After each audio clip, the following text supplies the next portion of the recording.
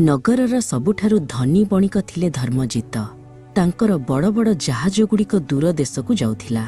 से निज सफलता पाई खूब गर्व करुथिले।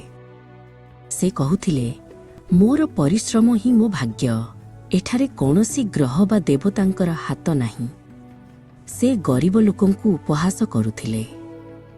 आकाशर गभीर नील ग्रहरे बसी एसबु देखुथिले न्यायर देवता शनि देव।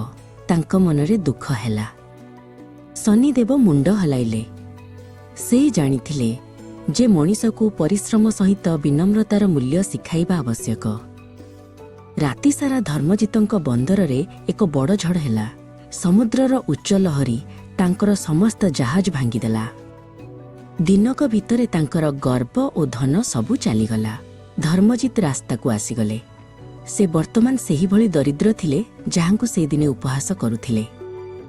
दुखरे थिले मध्य से वर्तमान अन्यमानंक जंत्रणा बुझी पारुथिले। से शिखिले जेउ साहाय्य करिबा केवल धनी लोकंक काम नुहे।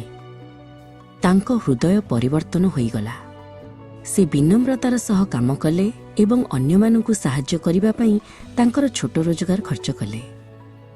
आकाशरे थिबा शनि देव एथर धर्मजितंक उपरे हसिले। तांको मनरु अहंकार चली जाइथिला। से वर्तमान प्रकृत संपदर मूल्य जानि पारिथिले।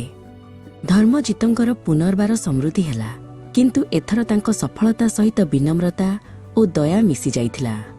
से बुझी पारिथिले शनिदेव केवल दंड दियंती नाही, से आमकु उत्तम मनीष करिबा पई शिक्षा दियंती।